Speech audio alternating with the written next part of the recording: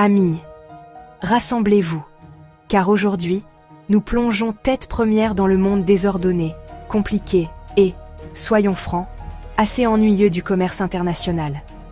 Je plaisante, c'est en fait fascinant, surtout parce que cela implique beaucoup de cris, de doigts pointés et de conséquences économiques, un peu comme une émission de télé-réalité, mais avec des pays au lieu de célébrités déchues.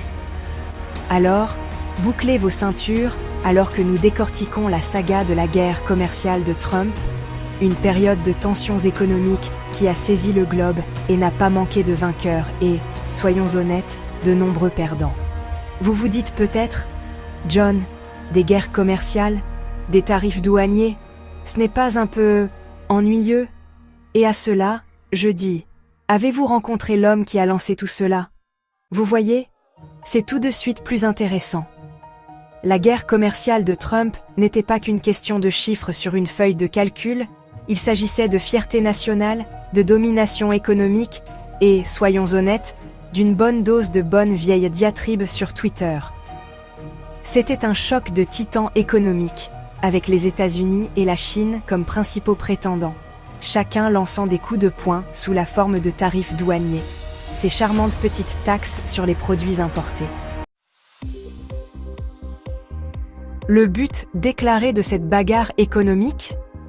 Protéger les emplois et les entreprises américains, en particulier dans le secteur manufacturier, qui, soyons honnêtes, était en déclin aux États-Unis depuis un certain temps.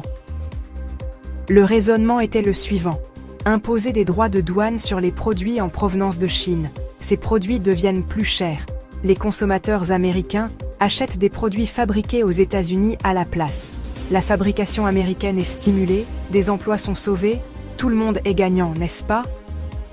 Eh bien, comme pour la plupart des choses dans la vie, et surtout en économie, ce n'est pas aussi simple. Voyez-vous, la Chine n'allait pas se contenter de subir ces tarifs douaniers sans rien dire. Oh non, ils ont répliqué par des tarifs douaniers de rétorsion sur des produits américains comme le soja, les voitures et même les homards. Soudain, les agriculteurs et les entreprises américains se sont retrouvés pris entre deux feux, leurs produits devenant plus chers en Chine, la demande chutant et les bénéfices plongeant. C'était un cas classique d'escalade économique, chaque camp étant convaincu d'agir dans son propre intérêt. Vous vous dites peut-être, il doit bien y avoir quelqu'un qui a profité de tout ce chaos? Et vous auriez raison.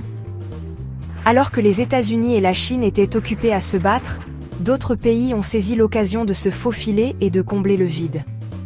Le Canada et l'Australie, par exemple, avec leurs vastes industries agricoles, ont vu la demande pour leurs produits augmenter lorsque la Chine a cherché des alternatives à ce soja américain coûteux.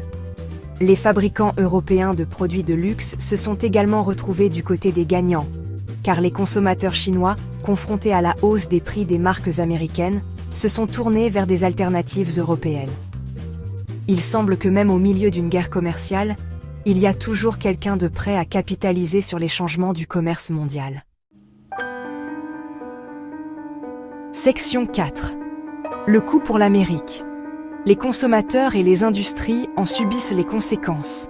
Mais aux États-Unis, la situation était un peu moins rose. Vous vous souvenez de ces tarifs douaniers sur les produits chinois?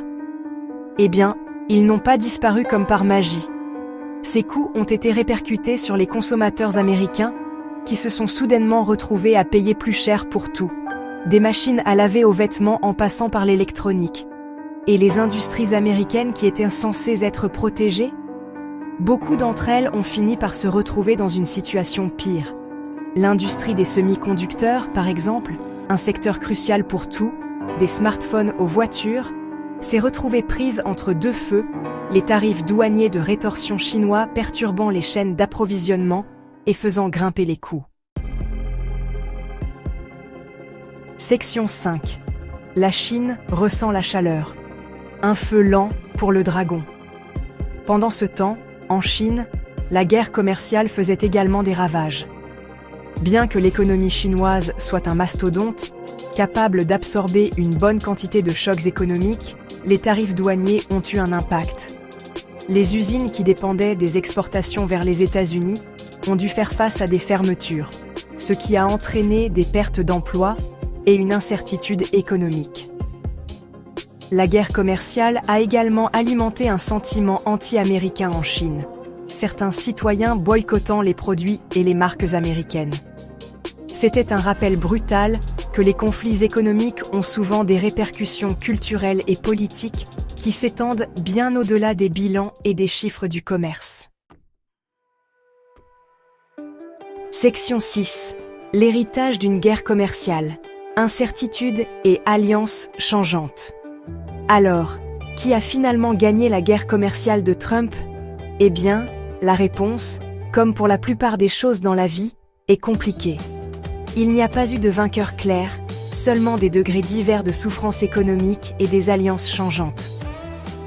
La guerre commerciale a mis en évidence l'interdépendance de l'économie mondiale, démontrant à quelle vitesse un conflit entre deux nations peut se répercuter dans le monde entier, affectant les entreprises et les consommateurs bien au-delà de leurs frontières.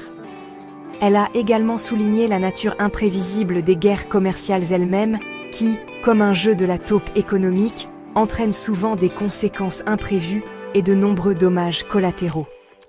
Quant à l'impact à long terme de la guerre commerciale de Trump, eh bien, c'est une histoire pour un autre jour, mes amis. Mais une chose est sûre, le monde du commerce international ne sera plus jamais le même. Un grand merci à notre sponsor. Sans son aide, nous n'aurions pas pu réaliser cette vidéo. Retrouvez des produits sur leur site de vente en ligne, harmonieféminine.com.